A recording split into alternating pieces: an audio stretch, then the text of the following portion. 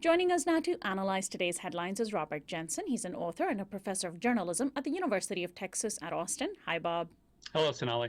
Syrian rebels are claiming a major victory today as the Free Syrian Army successfully captured a military base in the south of their embattled nation. The base, Liwa 52, is considered one of the Syrian military's biggest bases and represents a setback for President Bashar al-Assad. Assad's forces reportedly killed 49 civilians in the northwestern part of Syria earlier in the week. 6 were children. The Syrian government has been documented using indiscriminate weaponry such as barrel bombs, which were reportedly dropped on a town in Aleppo yesterday, killing 4 people. Meanwhile, AP is reporting that on the Syria-Lebanon border, Hezbollah has repelled an attack by Syrian rebel groups and the Islamic State. Hezbollah, the militant Lebanese organization, is supporting the Syrian government. According to the UN, more than 220,000 people have died and 12 million displaced in the 4-year-old conflict. Well, Bob, the Syria war is one of the most devastating in the world right now. With the rebel victory this morning, do you have any sense that the tide against Assad might be turning? Well, I'm ready to predict that the Assad government is going to remain in power right until the moment it falls. In other words, I don't have a clue. You know, this conflict has gone back and forth so many times. I think predictions aren't worth a lot right now. I think the more interesting question, though, is whoever is in power, what is going to remain of Syria? We now have 2 countries in the Middle East, both Iraq and Syria, in which there are serious power struggles. And one of the questions is, will either of those countries remain in the form that we're used to? Will there be a unified Iraq, a unified Syria? Increasingly, it doesn't look like it, especially in Syria. How do the Kurds play in? There's significant Kurdish populations in both countries.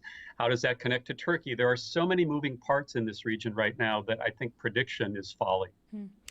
And here in the United States, video of police violence at a pool party in McKinney, Texas, have gone viral, providing yet more evidence of racist behavior by law enforcement. A group of African-American teens were enjoying a summer day at a pool over the weekend when an argument reportedly broke out between a white woman and Tatiana Rhodes, the African-American host of the party. The white woman reportedly assaulted Rhodes and made racist and classist comments. When the police arrived, they manhandled the teens, including a young black teenager wearing only a bikini. Commentators viewing the video say the officer who dug his knees into the girl's back veered dangerously close to sexually assaulting her. The officer in question has been placed on leave. The father of one of the girls present said he wants nothing less than for the officer to be fired. A 15-year-old white boy named Brandon Brooks, who captured the whole incident on his cell phone, is now speaking out about the incident, saying that police clearly targeted only people of color and completely ignored him. Bob, once again, we're talking about Texas. What do you think needs to happen now? If this was a group of officers who treated a pool party of white kids in this way, we may have charges against the police. At the very least, there would be lawsuits from parents, right? You know, this is a striking case. In this case, we don't have an officer shooting someone. In some ways, though, it's more frightening. You can't tell much from a 52-second video, of course. But the rage that this officer exhibits is really quite frightening. I was scared watching it. You're not talking about someone who was fearing for his life. You're talking about someone dealing with teenagers in swimming suits. There can be no claim that there was a tangible threat. What you see is just that rage. Now, obviously, this has to do with race. The targeting, disproportionate targeting of black people is clear. Obviously, it has something to do with class, the references to Section 8 housing that were made by some of the white party goers. But there's also this problem of just police officers out of control that I think we have to come to grips with as well.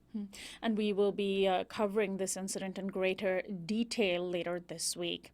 And finally, one of the nation's most prominent prosecutors, Vincent Bugliosi, has died. He was 80 years old and passed away from cancer at a Los Angeles hospital on Monday. Bugliosi was known to most of the country as the prosecutor of the serial killer Charles Manson and for his best-selling book about it, Helter Skelter. Bugliosi also wrote a book about the Kennedy assassination, attempting to quell conspiracy theories. But progressives owe him a great debt for his work in laying the legal groundwork for charging President George W. Bush. In his 2008 book, The Prosecution of George W. Bush for Murder, he laid out how Bush was responsible for the murders of thousands of U.S. soldiers in the Iraq War and hundreds of thousands of Iraqi civilians. That book was made into a documentary by the same name last October. In 2011, he wrote my personal favorite, The Divinity of Doubt, The God Question, about which he spoke at length at KPFK Studios on Uprising. So, Bob, I had the privilege of speaking actually with Bugliosi by phone just a few months ago when I discussed with him the documentary based on his book about George W. Bush. And I'm wondering if you have any thoughts about the legacy of this very interesting Yeah, man. I do. Two things really hit me this morning when I heard the news. One is that, he became very famous around a high-profile sensational murder case, the Manson case, but he used that fame not to simply cash in or to continue to pursue sensational cases. He really tried to use the profile he had to expand our understanding of more important things. The other thing is, the law is both our friend and our greatest betrayer, and he was the best of the law. He applied the law in a neutral sense, taking it seriously that the law applies to everyone, and looked at the Iraq War in a very, very careful way. Now, the law rarely does that, but when someone like him does uphold those principles, it's hard not to feel a little sad that when there are so few of them, that one of them passes. And our viewers can find the interview I did with him in 2011 at our YouTube channel, youtube.com/uprising with Sonali. Bob, thanks so much, as always, for joining us. Thanks, Sonali. My guest, Robert Jensen, is an author and a professor of journalism at the University of Texas at Austin. We'll be right back after this break.